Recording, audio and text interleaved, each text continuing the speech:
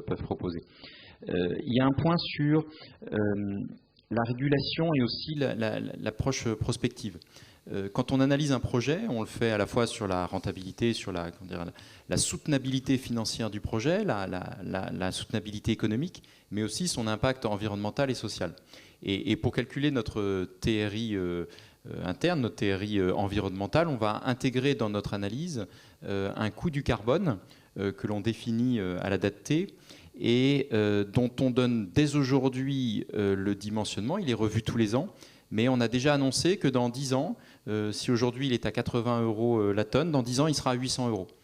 Ce qui fait que quelque part, on va pénaliser des projets qui seraient émetteurs de carbone et qui n'aient pas d'externalité positive qui compenserait ces éléments-là, à l'aune d'une forme de régulation interne que l'on définit, donnant et appréciant négativement les émissions carbone. Donc c'est un incitatif assez fort aujourd'hui pour s'orienter vers des projets qui soient décarbonés. Le deuxième élément, et je rejoins Pierre-Étienne sur l'acquisition d'informations et l'évolution que peut avoir l'expérience qu'on peut avoir sur les projets. Moi, j'ai toujours en référence une tendance qu'on a observée il y a 5 ou 10 ans sur les fermes éoliennes offshore. On avait besoin de financement public, de financement de la BEI pour mobiliser et inciter d'autres acteurs privés à venir.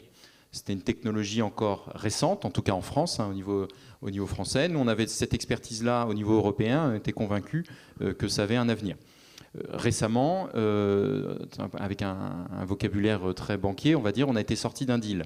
Très bien.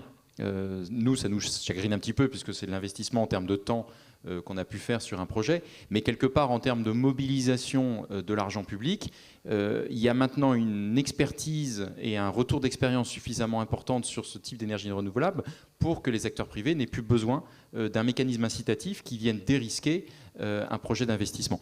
En revanche, et c'est là notre rôle à nous, on considère qu'on doit être à l'initiative, ou en tout cas être moteur sur de l'éolien offshore flottant, et un projet va voir le jour très bientôt, pour justement prendre les premières pertes, prendre les premiers risques et mobiliser avec nous des acteurs financiers privés qui viennent s'investir sur ce type de nouvelles technologies. Alors, les relations avec la Commission, pour répondre à votre question, naturellement, on est en lien permanent avec la Commission qui nous oriente aussi dans notre politique d'investissement. On prend nos lignes directrices à la fois de la Commission et des États membres. Mais la BEI a cette capacité d'être aussi un révélateur de marché. Par son rôle d'investissement sur l'ensemble du territoire européen, on est en capacité de faire émerger des projets, des innovations technologiques, financières. Et naturellement, on a un retour d'expérience dont on essaye de faire partager la Commission pour essayer d'adapter les règles et les propositions qui peuvent être faites. On avait un expert au sein de la réflexion qui a pu se faire sur la taxonomie. La taxonomie n'a pas forcément, les experts n'ont pas forcément suivi toutes nos recommandations. Néanmoins, aujourd'hui, on va suivre les directives qui ont été faites. Modulo les questions de nucléaire et de gaz, je ne sais pas si on aura le temps d'en parler ce soir, mais très clairement, on va suivre les règles édictées par la taxonomie. Et si on rentre un peu plus dans les blocages structurels systémiques, je peux vous partager une discussion qu'on a eue il y a 6 mois avec l'actuel ministre de la Transition énergétique à qui on posait la question pourquoi est-ce qu'il n'y a pas plus de régulation rapidement, d'interdiction, etc., pour que du coup les innovations puissent émerger plus vite. Et ce qu'elle nous disait, c'est qu'en fait, c'est vrai qu'on attend souvent ça du politique, mais qu'en fait, lorsque le politique veut bouger un doigt, ceux qui sont concernés directement dans le business, immédiatement, se mobilisent en fait pour pouvoir bloquer ça. Est-ce que c'est quelque chose que vous constatez aussi? Est-ce que vous voyez comment faire pour se sortir de cette ornière? C'est tous les jours comme ça, puis on est tout soit d'un côté, soit de l'autre. Donc, c'est le jeu d'une société ouverte, et c'est le charme d'une société ouverte, mais on est dans une démarche de changement de système où le paradigme de marché, en l'occurrence, ne fonctionne pas. Et où si l'État et les politiques ne jouent pas leur rôle et ne fixent pas des règles extrêmement claires en se sortant du jeu des lobbies, par définition, on n'avance pas, puisque les règles de marché favorise ceux qui sont les incumbents, c'est-à-dire, excusez-moi, je suis parti en anglais, mais ceux qui sont les énergies fossiles, parce qu'elles sont là depuis longtemps, elles sont compétitives, le système a été fait pour eux. Donc c'est là que le politique doit jouer son rôle et se défaire des lobbies. Et alors comment on fait concrètement lorsque tout le monde sort le parapluie? Je pense que c'est une question de leadership, honnêtement. Hein. Il y a un certain nombre de... Le leadership, il se voit. L'Europe, d'ailleurs, l'a pris. Alors, l'Europe, la grande force de l'Europe, c'est qu'il y a eu un vrai leadership dans le projet Fit for 55. Le seul problème de l'Europe, c'est qu'après avoir émis un papier extrêmement ambitieux, remarquable, la dynamique d'exécution est compliquée, parce que la gouvernance européenne est compliquée. Et donc, du coup, aujourd'hui, on n'est pas encore totalement dans la mise en œuvre de cette stratégie. Mais je pense que l'Europe a bien fait preuve de leadership. Et heureusement ou malheureusement, la Chine, mais avec un régime bien différent, fait preuve d'un leadership très très fort aussi. Quand elle décide quelque chose, ça va très très vite. Alors, c'est pas pour les mêmes raisons. Donc, comment arriver à faire en sorte qu'il y ait une dynamique de leadership un peu... dirigiste sur le climat, je pense qu'aujourd'hui on en est là, et on a besoin d'une forme de leadership un peu dirigiste sur le climat pour que les choses soient claires. Sinon on n'avance pas. Un exemple là-dessus, mais par exemple en France, pour donner cet exemple-là, sur la méthanisation, elle ne s'est jamais vraiment développée si on compare par rapport au développement de la méthanisation en Allemagne. Parce que en fait, le coût de la production de biogaz est très élevé comparé à d'autres types d'énergie. Et parce que en fait, on ne prend pas en compte toutes les externalités positives qu'on va générer, notamment juste permettre à des agriculteurs d'avoir des revenus complémentaires, alors qu'on sait très bien que les agriculteurs sont un groupe de population qui ont des revenus très limités. Et en fait, là, on parle du fait que les agriculteurs puissent vendre des crédits carbone, c'est ça dont on parle ? Non, du tout. En fait, c'est juste donner un exemple pour dire que finalement, si le politique ne va pas bouger comme ça, il suffit que se passe quelque chose. Et là, en l'occurrence, la crise en Ukraine, on s'est rendu compte qu'on avait besoin de gaz rapidement et de biogaz, et on s'est dit super, c'est génial, on a le biogaz, on va aller à fond dessus, alors qu'en fait, pendant des années, et notamment dans la discussion de la dernière loi de PPE, en fait, le biogaz a vraiment été mis en arrière de tout, quoi. Très bien. Alors, donc, on va revenir. C'est un sujet qu'on a commencé à aborder tout à l'heure sur les crédits carbone, mais c'était important aussi d'aborder la question de la confiance. C'est un peu la suite logique de ce dont on était en train de parler là. Alors qu'on accueille donc Bertrand. Est-ce que Bertrand, vous nous entendez ? Oui, très bien. Est-ce que vous m'entendez ? Magnifiquement bien. Non, mais je suis là depuis le début. Là, je vous écoutais avec beaucoup d'attention. Ah, fantastique. Très bien. Alors, donc j'allais introduire un point important sur les crédits carbone, parce que, comme on en a parlé tout à l'heure, le crédit carbone est en fait quand même le seul outil en fait, actuel, ou un des rares outils qui permet de financer des projets qui n'ont pas en fait, de modèle économique réel, hormis le fait de dire on va faire baisser les émissions de CO2. Le problème qu'on a dans ce marché-là, c'est qu'il y a un problème de confiance. On serait aux alentours de 30% des crédits carbone qui en fait n'ont pas de réel sous-jacent, c'est-à-dire qui en fait ne correspondent pas à des vraies tonnes de CO2 réduites. Comment est-ce qu'on fait pour restaurer la confiance ?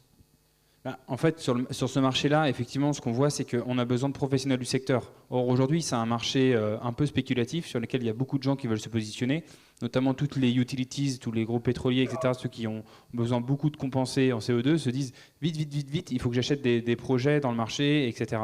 Et en fait, il y a peu de projets, où ces projets historiquement ont été menés par des ONG, donc sont souvent à petites échelles. Et donc, ce qu'il faut, c'est qu'il faut qu'on arrive à structurer la filière. Et donc, qui dit structurer la filière, c'est d'avoir des entreprises spécialisées dans le développement de ce secteur. Et ça va nous permettre justement d'avoir des projets qui vont être bien ficelés, entre guillemets, et qui vont éviter finalement des casseroles à la fin. Parce que je pense que ces utilities-là, les gens qui investissent aujourd'hui dans ce type de projet, vont avoir des problèmes. Parce qu'aujourd'hui, on pourrait même dire que c'est du greenwashing, alors que demain, on a vraiment besoin de projets qui prennent bien en compte le besoin des populations et des communautés locales.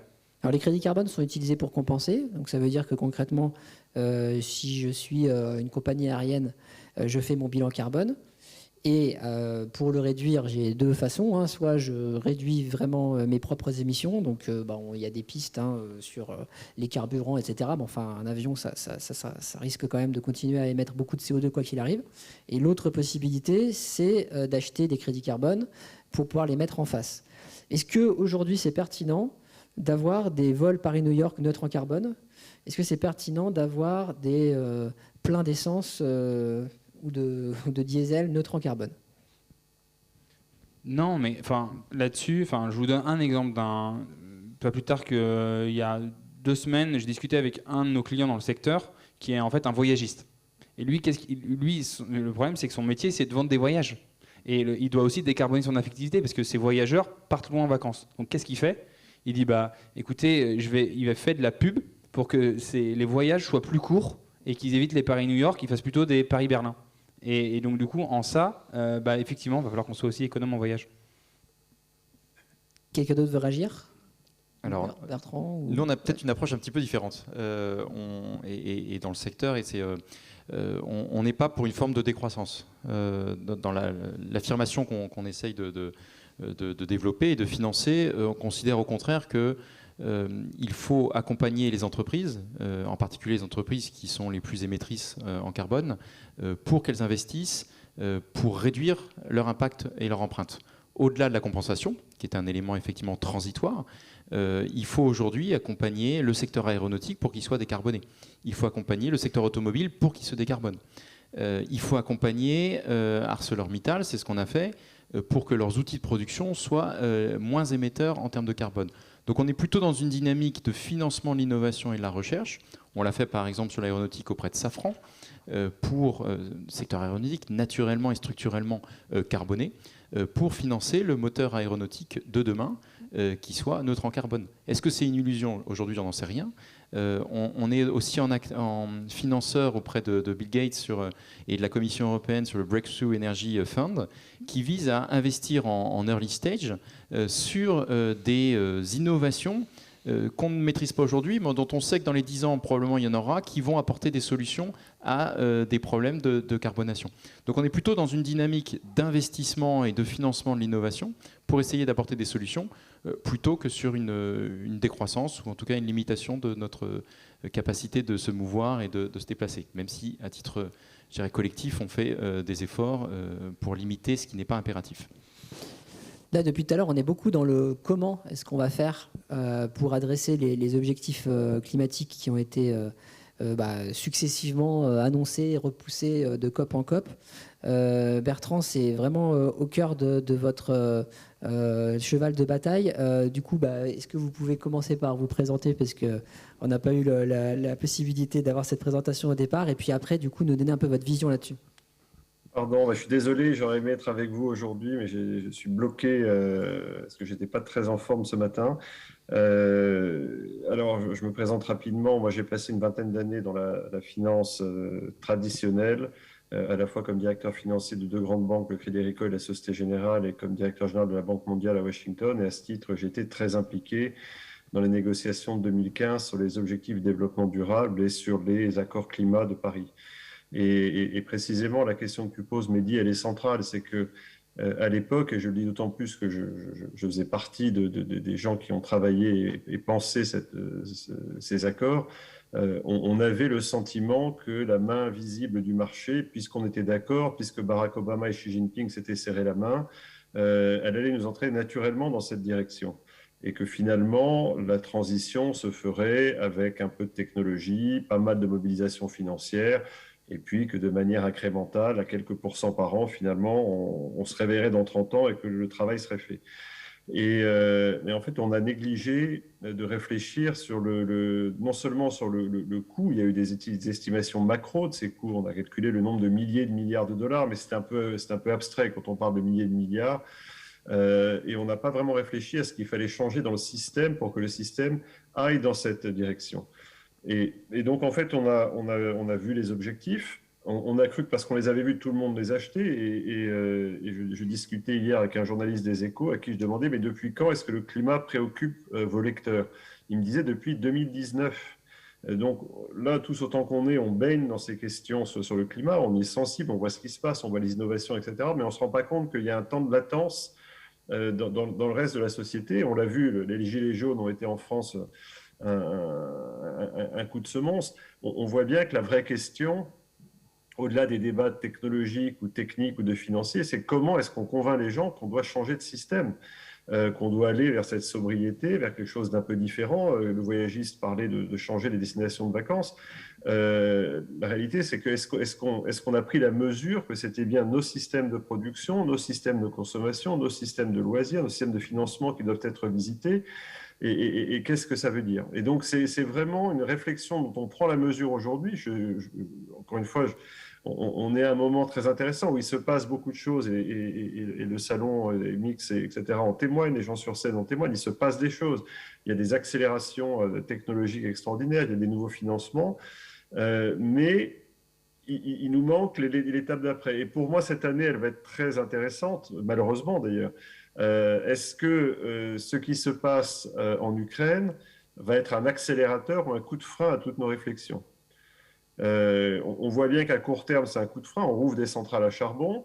Est-ce qu'en même temps, on va justement prendre conscience que cette dépense aux énergies fossiles, c'est un drame et qu'il faut accélérer? La réponse est que je ne sais pas. C'est-à-dire quand tout allait bien, quand les marchés allaient bien, etc., c'était assez facile de se projeter dans le futur et en gros, de se mobiliser en plus pour le climat. C'était nice to have, pour parler franglais. Est-ce que quand les performances vont être un peu chahutées, quand les horizons vont être un peu plus longs, quand les taux d'intérêt vont remonter, on va faire preuve de la même constance? Pour moi, c'est un test extrêmement important et donc il est urgent que, on garde le cap, qu'on soutienne ce qui est déjà fait et deux, qu'on réfléchisse de plus en plus, alors là aussi les anglo-saxons appellent ça just transition, fair transition, etc., qu'on voit bien que le climat, c'est une partie du changement du système. C'est pas juste pour le prix du carbone, c'est pas juste la compensation, c'est pas juste la taxonomie, c'est l'ensemble de notre système qui doit être transformé. Et un dernier point, on ne va pas changer tout seul en Europe, je le dis souvent, la bataille du climat, elle ne va pas être gagnée ou perdue à Bruxelles, à Londres ou à New York, elle va être gagnée ou perdue à Lagos ou à São Paulo, et pas si on considère juste São Paulo comme la capitale économique d'un État où il y a de la forêt et on va s'acheter des crédits carbone pour faire de la compensation. C'est bien là qu'il faut qu'à la fois nous, on appuie sur le frein, et que d'autre part, on incorpore ces pays. Vous avez bien vu qu'à Glasgow, un des points qui a crispé tout le monde, c'est que ça fait 10 ans qu'on promet qu'on va donner 100 milliards aux pays moins avancés et 10 ans qu'on n'y arrive pas. Et on sait bien que ces 100 milliards ne suffisent pas. Donc on est vraiment à un moment très crucial où voilà, il faut donner le coup de rein pour qu'on passe à l'étape d'après.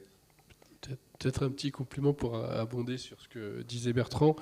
Je constate que, en tout cas, la crise, la guerre en Ukraine, nous on est en pleine levée de fonds. Donc, en fait, on craignait, par-delà la tragédie bien sûr, que ça ait un impact sur l'intérêt des investisseurs sur ces sujets. Mais en fait, on est plutôt en train de constater que ça l'accélère.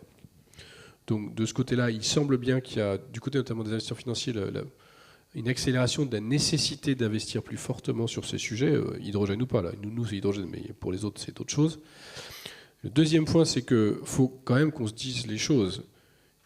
Le modèle ne boucle pas si on n'est pas en décroissance des besoins d'énergie. Tous les modèles incluent des efficacités énergétiques sur les 30 années à venir, qui, dans un scénario démographique qui continue à croître, veut dire qu'on baisse nos consommations d'énergie, je veux dire, par tête.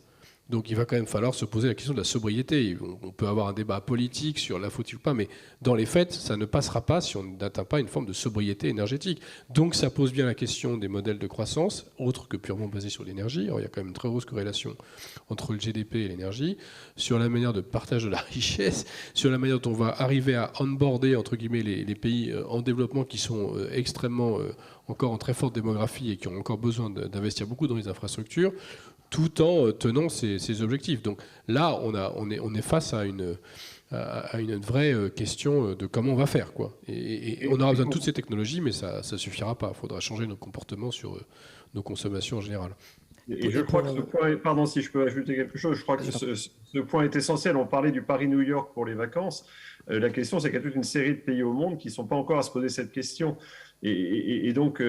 comment est-ce qu'on a une approche vraiment inclusive de cette question, plutôt que de se préoccuper, pour faire du mauvais Voltaire, je m'occupe de mon jardin, et puis la planète attendra. C'est une question cruciale pour moi. On ne peut pas se permettre d'antagoniser les 3/4 des habitants de la planète en se concentrant sur uniquement nos propres sujets, même si à date, on est les plus émetteurs.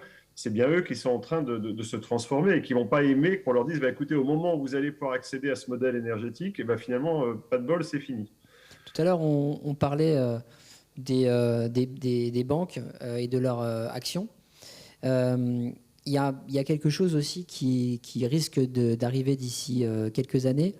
C'est la question du too big to fail, donc trop gros pour pour qu'on les laisse mourir, qui s'était déjà posé au moment de la crise des subprimes et qui va se reposer dans d'autres termes, qui est que il y a deux possibilités pour les banques par rapport à leurs actifs actuels de carboner, donc le fait d'avoir financé le pétrole, le gaz, le charbon. C'est soit en fait que ces actifs aillent au bout, donc que tout ce qui est en construction ou qui a été construit mais qui n'est pas encore rentabilisé aille au bout. Donc ça veut dire concrètement que les millions, les milliards de tonnes de CO2 que ça représente aillent dans l'atmosphère. Donc option A, mais qui du coup a pour conséquence d'augmenter la température de 3, 4, 5 degrés. Donc on est dans un monde qui est très très très incertain. Ou option B, de renoncer à ces actifs-là. Mais il semblerait que les fonds propres des institutions financières ne permettent pas en fait d'y renoncer. Est-ce que vous confirmez cette vision-là? Et si oui, quelle solution on peut avoir par rapport à ce choix difficile? Il y a des options là-dessus. Déjà, c'est vrai que il y a l'analyse par les banques, puis l'analyse par les sociétés d'énergie. Quand on calcule les quantités de carbone qui sont contenues dans les réserves, qui sont incluses dans toutes les sociétés énergétiques mondiales, on est à 3 ou 4 fois, je crois, ce qu'on a prévu, ou ce qu'on a le droit d'émettre, entre guillemets, en termes de réservoirs de carbone pour tenir les 2 degrés. Donc de toute manière, il va bien falloir que ça s'ajuste.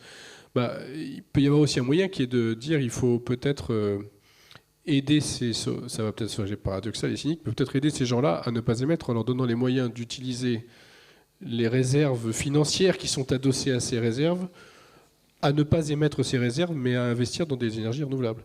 Donc il y a probablement des scénarios à développer de financement, où au lieu d'émettre du carbone, on émet de la monnaie, en fait. Donc là, l'idée, pour émettre des investissements qui ne soient pas émetteurs de carbone. Si je comprends bien, l'idée, c'est de dire, par exemple, à Total, qui a été financé pour construire un pipeline, de dire, en fait, ne construis pas ce pipeline, utilise les fonds plutôt pour... Je pense qu'il va y avoir à terme des scénarios de ce type-là. Il y a bien l'Afrique du Sud, la Utilities d'Afrique du Sud qui était très endettée, dont l'énergie est essentiellement à base de charbon, comme chacun sait.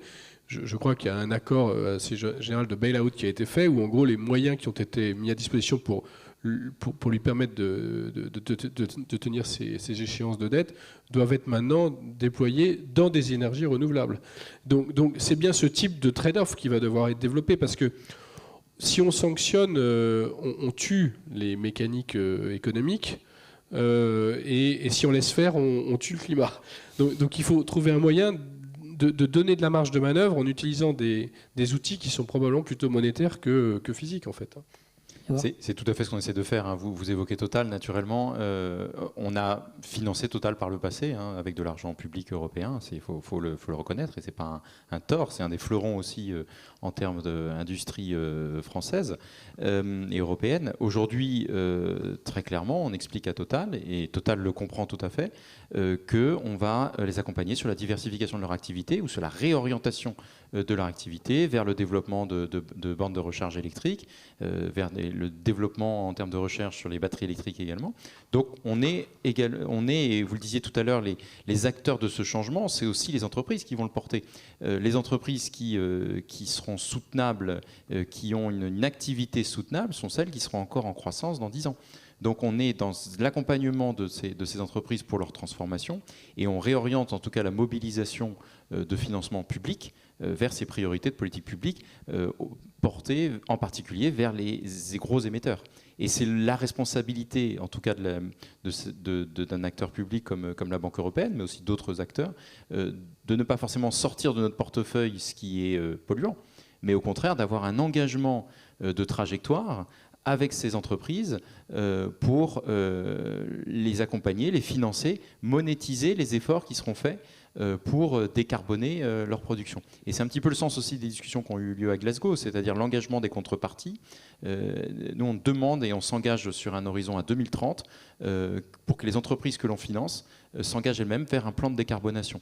Donc on est vraiment dans une phase transitoire, on n'est pas là en sanctionnant, on est plutôt là dans un modèle incitatif pour réorganiser et changer le mode de production des entreprises, notamment les plus polluantes. Et par rapport à ça, à l'échelle individuelle, il y a un blocage très connu sur l'action climatique qui est le côté je ne vois pas pourquoi moi je ferais quelque chose si les autres ne le font pas. On a exactement la même mécanique à très grande échelle sur pourquoi est-ce que moi je ne financerais pas ce pipeline ou ce forage en Arctique alors que si je ne le fais pas, il y a quelqu'un d'autre qui va le faire. Est-ce que ça, c'est un sujet qui est traité, vous, dans le cadre de vos politiques d'investissement ? On le voit, c'est évident. Mais à la fois, il y a une dynamique, et on l'observe, une dynamique de fond, avec des entreprises qui comprennent bien qu'elles doivent se réinventer, que les énergies fossiles ne sont pas illimitées. Donc il y a une préoccupation sur la soutenabilité même du modèle de production et de l'activité même. Ça, il y a énormément d'entreprises qui en sont conscientes. Il y a une question d'attractivité, et puis il y a une question aussi du client. Le client aujourd'hui est un acteur de cette transformation et qui incite l'entreprise à elle-même être plus transparente, plus vertueuse. Et en ce sens, et on le voit en particulier en France, il y a des dynamiques à la fois de haut et de bas, je dirais, et au-delà même de l'approche normative. Il y a une dynamique qui incite l'entreprise à être plus vertueuse. Et c'est le gage aussi de sa durabilité, de sa soutenabilité à long terme.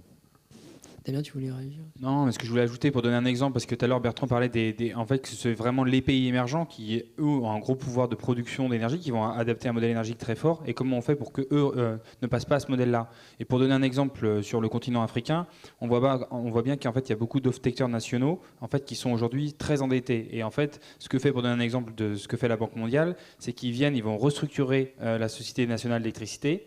Et en échange de cette restructuration financière, ils vont leur dire « Ok, on va vous aider à mettre en place des appels d'offres nationaux sur du solaire, par exemple, en donnant la garantie Banque mondiale, ce qui fait qu'il y a tous les acteurs internationaux qui vont venir pour construire des projets solaires en Afrique.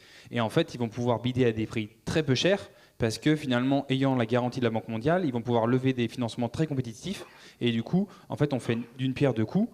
Du coup, on fait la bonne transition énergétique que doivent faire ces pays émergents dès maintenant, en fait.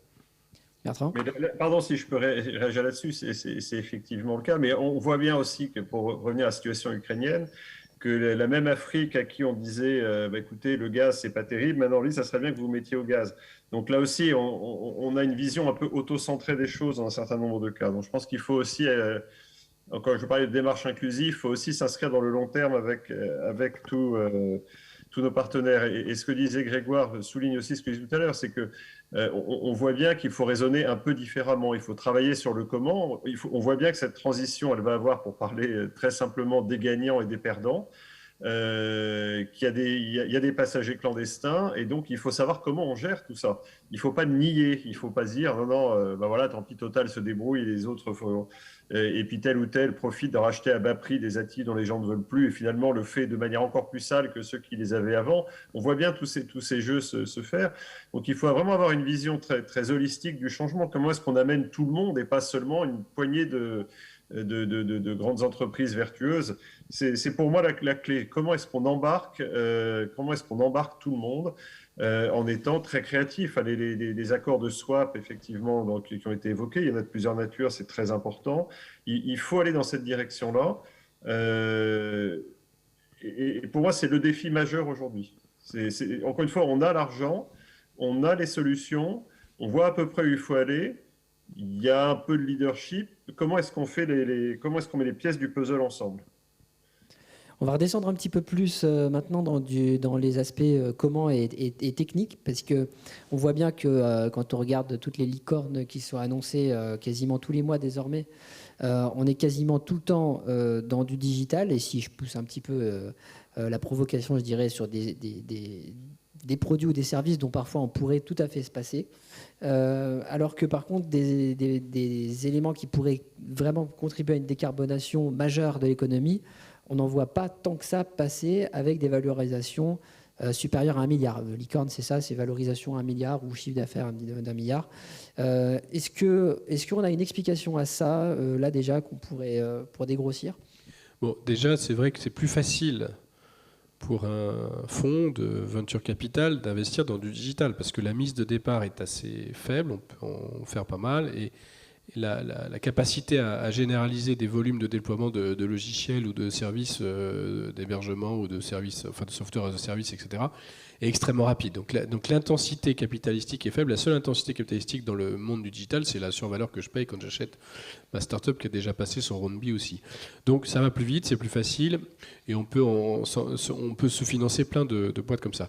Dans le monde de la transition énergétique, on est dépendant, on l'a dit tout à l'heure, de quelque chose qui est externe à la dynamique de la start-up, qui est la réglementation politique, c'est-à-dire la décision de mettre en œuvre des règles et des principes qui accompagnent le développement d'une technologie. Le coût de passage à l'échelle technologique est très élevé, et donc la rentabilité prend du temps.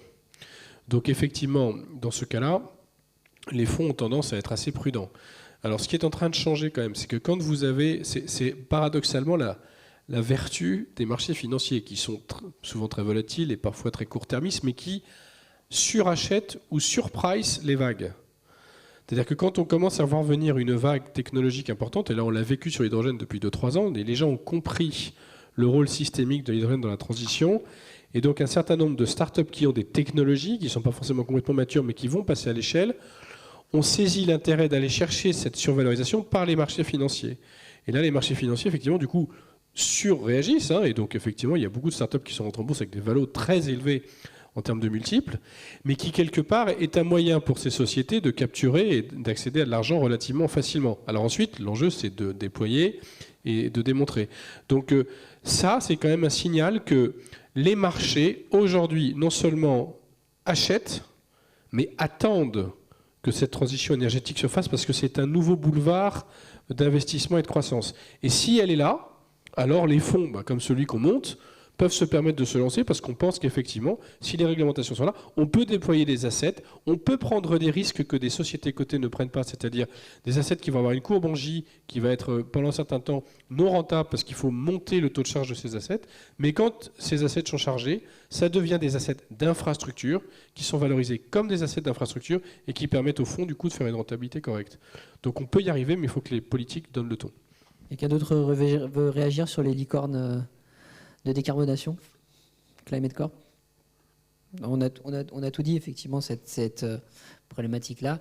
Alors, maintenant, la question, c'est que pour les faire émerger, justement, ces projets de décarbonation, il y a des outils qui existent. Il y en a un qui est assez courant, qui sont les green bonds. Est-ce que quelqu'un déjà peut nous donner un peu la définition des green bonds, à quoi ça sert, comment ça marche?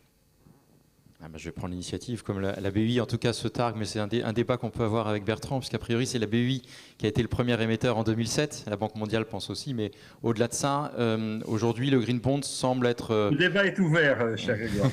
On ne va pas l'avoir ce soir. Ça ne sera peut-être pas ce soir, mais au-delà de ça, c'est aujourd'hui un outil financier qui est apprécié et reconnu, en tout cas comme un élément d'accélération du financement des actifs verts.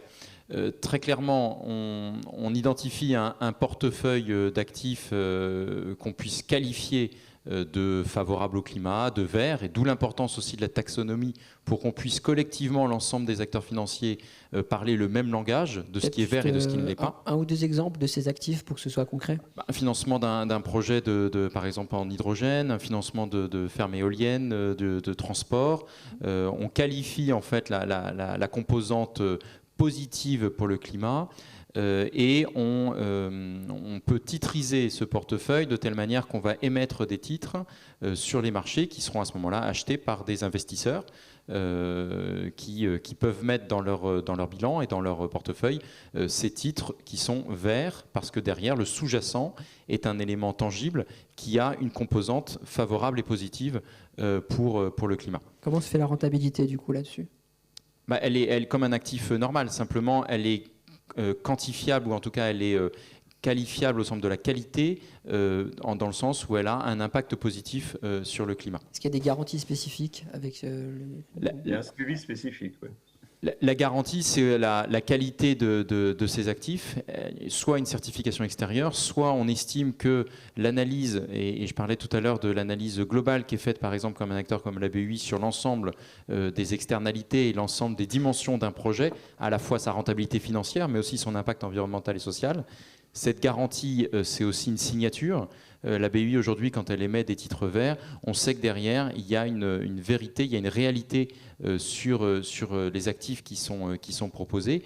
Et c'est l'ambition justement de la taxonomie d'offrir cette certification sur la qualité même du caractère green, du caractère vert des actifs qui peuvent être ainsi titrisés. Je pense deux choses pour préciser. En fait, le green bond, en fait, c'est juste une émission de titre, une émission d'obligation. Sauf que comme elle est green et que le sous-jacent, en gros, est vert, on peut se dire que le taux d'intérêt sur l'obligation va être plus faible parce qu'en fait, on prend en compte le fait qu'il y a des institutionnels qui sont prêts finalement à avoir un rendement moindre parce qu'on va avoir un rendement, je veux dire, climatique qui va être plus élevé. Et donc nous, on a structuré effectivement des opérations où finalement, si l'opérateur faisait pas mal d'actions positives pour le climat, plus il avait des actions positives pour le climat, plus le taux d'intérêt baissait. Donc ça, c'est dans la structuration d'opérations qui pouvait se faire. Et après, notre exemple pour aller dans ce sens-là, parce qu'effectivement, les green bonds, le problème des green bonds, c'est qu'ils ne sont pas accessibles à tout le monde. On parle que d'opérations en centaines de millions d'euros qui sont réalisées par des institutionnels qui lèvent des fonds auprès d'institutionnels, etc. On pourrait schématiser ça, même pour vous, ce que j'avais appelé aussi green bond, tout ce qu'on retrouve autour du crowdfunding. Parce qu'aujourd'hui, toutes les plateformes de crowdfunding, que ce soit, que vous connaissez peut-être, des gens comme Landosphère, Landopolis, etc., qui sont des plateformes spécialisées dans les énergies renouvelables, en fait, ce n'est que des green bonds, de la même façon, pour des particuliers. Et ça vous permet à tout à chacun de pouvoir investir dans des centrales solaires, des éoliennes, des unités de biogaz, finalement en ayant un placement sécurisé avec un taux d'intérêt allié dessus. Et en fait, c'est ce qui se passe aujourd'hui. Et on voit bien qu'aussi, donc on a ce green bond, finalement, on a des financements par le haut, par les institutionnels, et financement par le bas via le public. Et on se rend compte que le financement par le grand public via ces plateformes augmente fortement. Et aujourd'hui, on a des levées de fonds en dizaines de millions d'euros annuels via ces plateformes. Et c'est voué à se développer encore davantage. On aura quand même gagné la transition énergétique lorsqu'il n'y aura plus de green bond, parce que le new normal, ce sera qu'il n'y ait que des green bonds. Hein. Très bonne remarque. Oui, mais je pense que c'est un point très structurant parce qu'on a encore un raisonnement où on parle de finance verte, finance durable, qui sous-entend que le reste de la finance n'est ni vert ni durable. Et plus on va se fossiliser sur cette idée, moins on avancera. Donc il faut vraiment montrer qu'on est dans un schéma de transition, comme tu viens de le dire, où tout doit être vert, tout doit être durable. C'est pas une petite poche à côté où on se donne bonne conscience et on fait ses œuvres en disant j'ai fait mes 5% de vert et je me sens mieux. Alors juste pour réagir à ça avec une expérience concrète, à Time for the Planet, on a dès le départ dit que le retour sur investissement pour nos actionnaires ne serait pas en dividende financier, mais en dividende climat, donc un retour en tonnes de CO2. Et en fait, quand on s'est penché sur la question de comment on allait le faire, c'est-à-dire est-ce qu'il y avait un référentiel existant pour pouvoir faire en sorte que ce soit reconnu, c'est-à-dire que quand quelqu'un va recevoir ses dividendes climat de Time for the Planet, il puisse dire ouais c'est bien ou finalement j'aurais pu avoir la même chose si j'étais allé dans tel autre fonds. En fait, ça n'existe pas. Ce qui veut dire qu'en fait, implicitement, ce que ça signifie, c'est que si aujourd'hui vous cherchez à investir votre argent et que vous cherchez quelles sont les entreprises les plus rentables financièrement, vous avez pléthore d'outils pour le savoir. Et en quelques minutes, vous allez avoir accès à tout ça. Si vous voulez investir votre argent et savoir quel est le retour climat, alors là, vraiment, vous pouvez vous lever tôt pour trouver l'information. Parce que ça n'existe pas. Donc c'est pour ça qu'on a co-construit un outil qui s'appelle le dividende climat, qui a pour objectif de pouvoir faire en sorte que j'ai le nombre de tonnes de CO2 qui a été réduit ou séquestré par mon investissement. Donc j'ai pris 10% des parts dans une entreprise qui a réduit 1000 tonnes de CO2 cette année, je prends 10% de ces 1000 tonnes sous forme de dividende climat. Donc ça, c'est un outil qui répond à cette problématique-là concrète, parce que même si effectivement l'objectif ce serait d'arriver à faire en sorte qu'on ait une économie qui se focus sur le fait d'arriver à produire moins, produire décarboner, etc., pour l'instant, on n'a même pas la mesure du résultat de ces investissements. Donc il y a encore du travail en fait à ce niveau-là. Mais c'est ce que j'ai dit tout à l'heure, c'est qu'on est vraiment dans une question de système. Le système tel qu'il existe depuis une cinquantaine d'années, c'est un système où tout ce dont on parle n'est pas intégré. C'est en plus. Alors c'est ce que essaie de faire l'Europe, en particulier avec le marché du carbone, etc. Mais pour l'instant, ça n'a pas de valeur. Comme me l'avait dit un de mes investisseurs, je prends la performance de ton fonds et j'ai l'impact en plus gratuitement. Il n'y a pas de valeur dans le système d'aujourd'hui. Les obligations fiduciaires des gens qui gèrent votre argent n'intègrent pas ni le climat, ni quoi que ce soit d'autre à ce stade. Alors certains le font volontairement, Mais on est dans un système qui ne prend pas en compte ni négativement ni positivement. Vous n'êtes pas pénalisé, pas plus que vous n'êtes récompensé par le fait que vous fassiez ou pas bien les choses. Et donc, à mon avis, tant qu'on ne touchera pas au cœur des arrangements, et pour revenir à l'origine, le postulat posé par Milton Friedman il y a 50 ans, l'objet social de l'entreprise est de faire du profit, tout le reste est en dehors de l'entreprise, on aura du mal à intégrer toutes ces questions-là. Alors là, on aborde une question de culture, en fait, au fond. Donc pendant que nous, là, on discute de ces enjeux de décarbonation, malgré tout, il y a quand même en ce moment des stades au Qatar qui sont construits avec des systèmes de climatisation géants pour 3 ou 4 matchs. Est-ce que finalement, il y a une question aussi de partage de cette culture? Là, on parlait tout à l'heure aussi peut-être de différents, du fait qu'il y avait déjà des grosses différences selon les continents, les pays, etc., et qu'on avait peut-être tendance à voir les choses trop du prisme européen, occidental.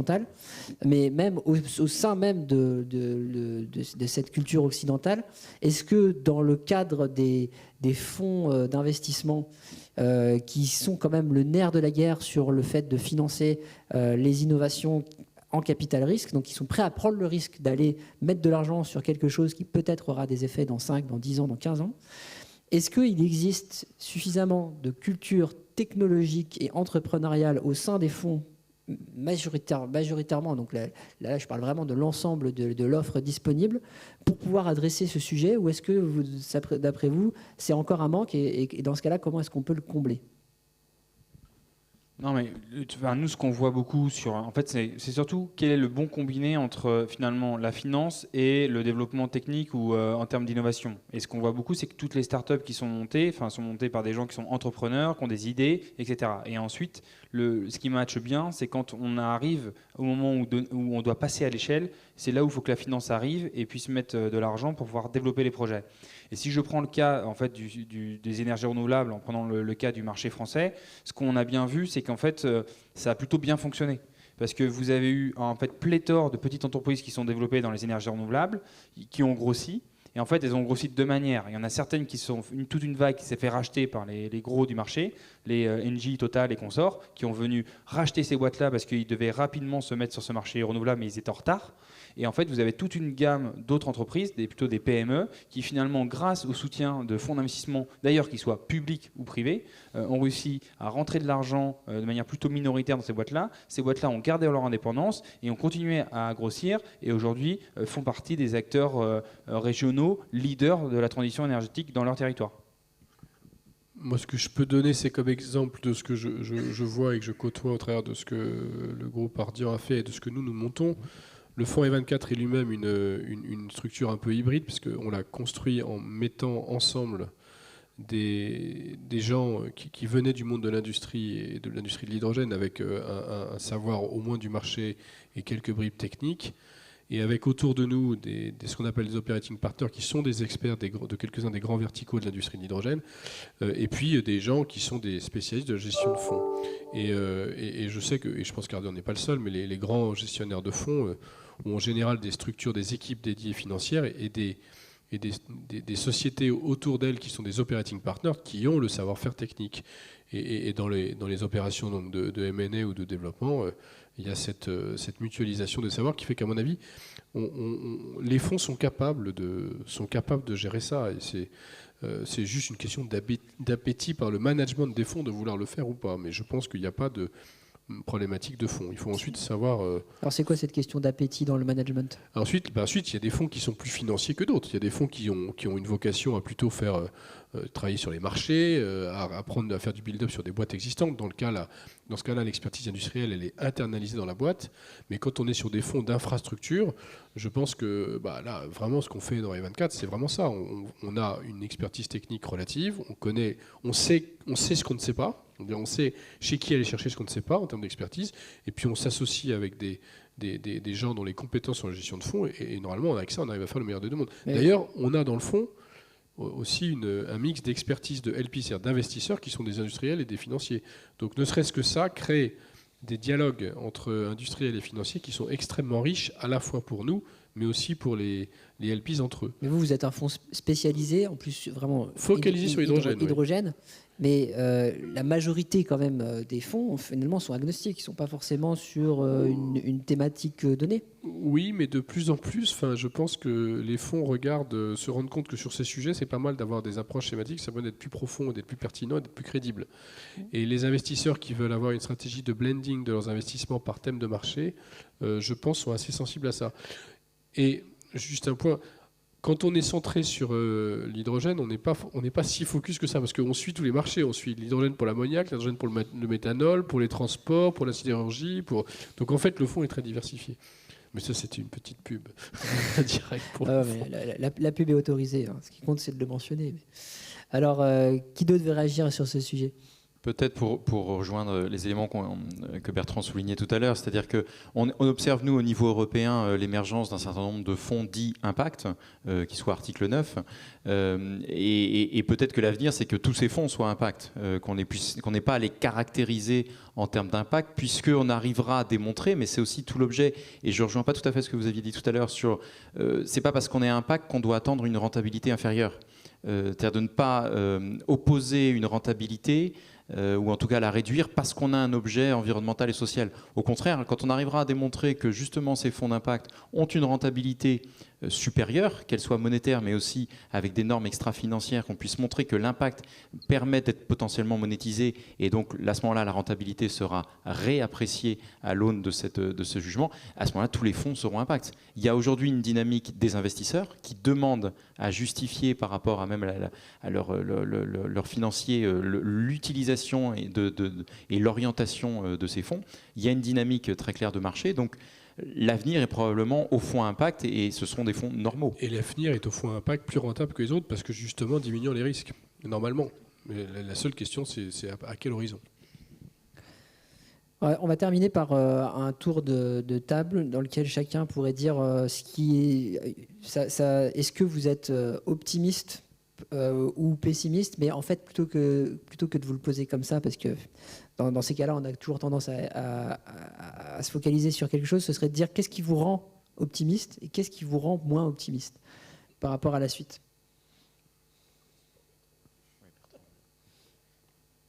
Moi, je vais bien commencer puisque je suis loin, si vous voulez.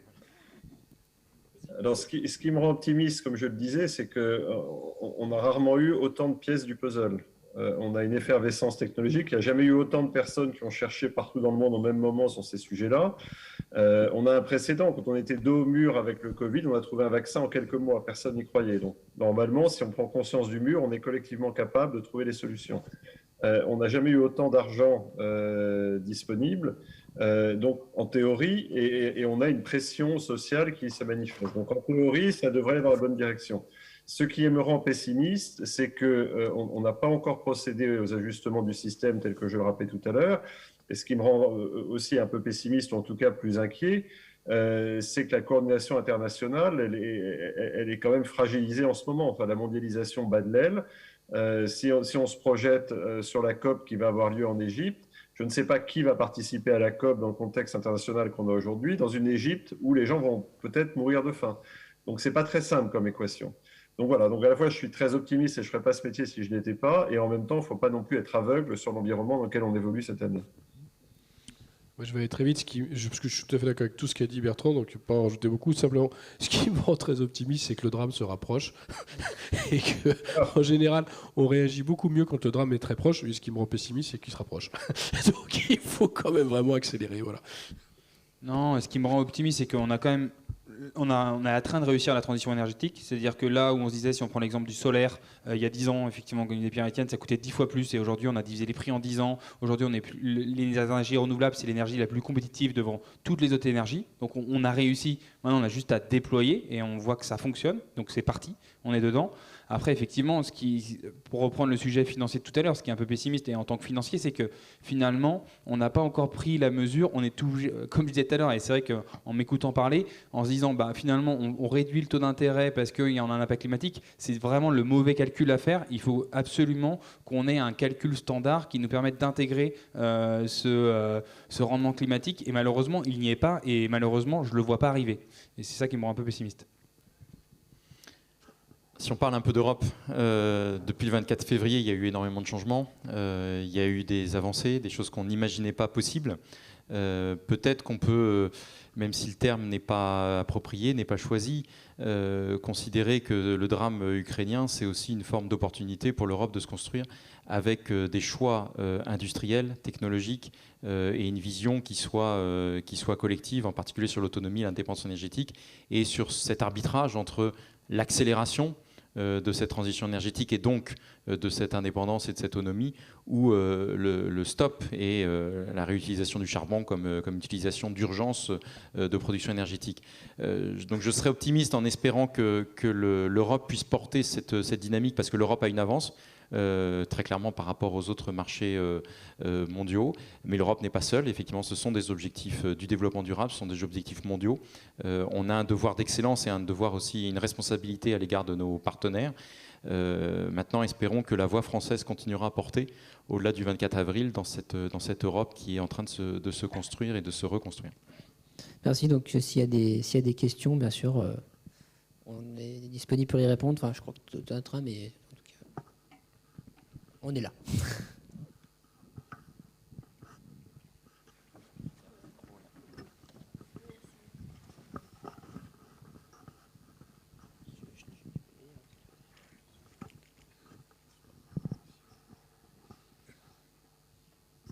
Merci. Bonjour, Hubert Serret. J'aurais une question à la BPI. Est-ce que le fait de financer des multinationales comme celles dont on a parlé, qui font 15 milliards de profits, défiscalisés dans les Pays-Bas, donc versés dans les dividendes qui échappent à notre pays, où ils sont réalisés, est-ce que ce n'est pas la caractérisation du pouvoir supranational que ces multinationales exercent et le chantage qu'elles font si on ne les finance pas? C'est-à-dire qu'en fin de compte, quand vous les financez, c'est une partie de leur budget R&D et risque qui n'est pas pris par elle-même, qui permet d'augmenter ces dividendes défiscalisés dans les paradis fiscaux. Ça, c'est une première question, donc c'est une question micro. Deuxième question, donc est-ce qu'elle n'exerce pas un pouvoir de chantage, bien sûr, sachant que dans ces grands groupes, il y a les banques, bien entendu, qui sont actionnaires et qui encaissent ces dividendes, donc des rentes de situation monopolistique. Premier point.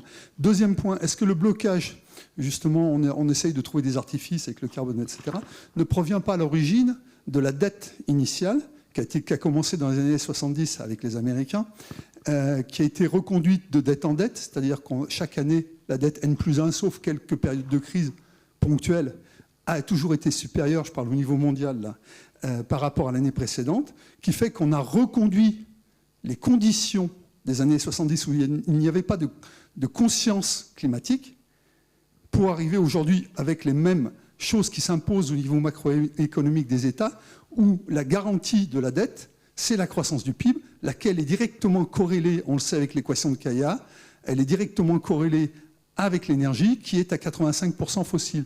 Quant à la croissance, effectivement, des énergies solaires et éoliennes qui deviennent rentables, il ne faut pas oublier qu'elles n'arrivent pas à compenser, puisqu'on était retombé à 82% d'énergie fossile, on remonte à 85%, on se rend bien compte que la croissance de la demande ne permet pas de compenser avec les énergies renouvelables.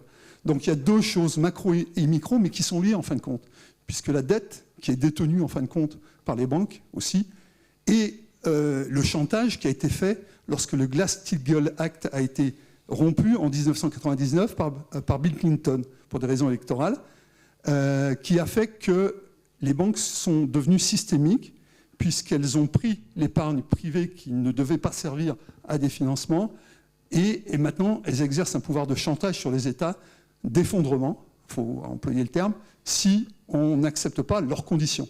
Donc, quand vous venez à financer les multinationales, vous cédez à leurs conditions quelque part. Voilà. Je ne sais même pas si votre question appelle une réponse. Bon, en tout cas, je n'ai pas bien compris la question, mais si je peux vous rassurer qu'il n'y a pas de chantage qui soit exercé par ce que vous appelez les multinationales. Ce sont des industries, des fleurons industriels aussi français, européens, qu'on accompagne pour garder aussi leur compétitivité.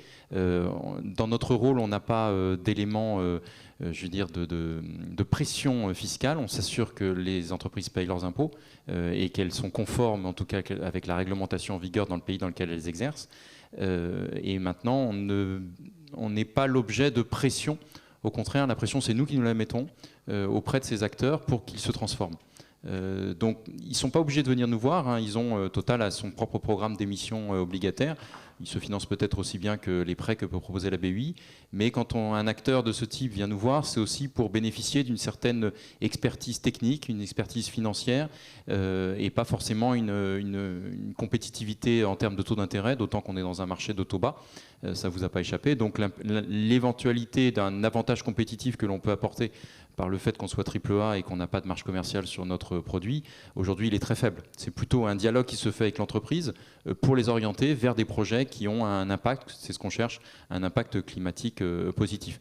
Mais en tout cas, aucune pression pour ces entreprises pour bénéficier d'un financement de notre part, surtout actuellement dans un environnement de taux bas. L'avantage compétitif de ce qu'on peut proposer est de l'ordre de quelques points de base. C'est pas forcément ce que recherchent aujourd'hui en termes d'optimisation financière ces entreprises. La deuxième partie de votre point, je ne l'ai pas tout à fait compris comme une question, mais sur le macro, je veux bien, mais... Je pense que effectivement c'est une réaction pour dire que le solaire effectivement a baissé en termes de coûts, mais que comme en fait il y a une augmentation permanente de la demande, pour l'instant les émissions de CO2 augmentent et la part du fossile continue d'augmenter sur les trajectoires. C'est toute l'ambition qu'on essaye de porter, acteurs privés comme acteurs publics, c'est accélérons, finançons. Il faut changer d'échelle très probablement. On est sur des énergies renouvelables, intermittentes, il y a encore des sujets, d'où la question de l'hydrogène. On a en France la chance, même si le sujet est discutable, d'avoir une source énergétique alternative qui est le nucléaire, mais ce n'est pas suffisant et il faut continuer à accélérer. Et je dirais que depuis le 24 février, ça devient encore plus impérieux dans le cadre et dans la dimension d'indépendance et d'autonomie énergétique. D'autres questions ?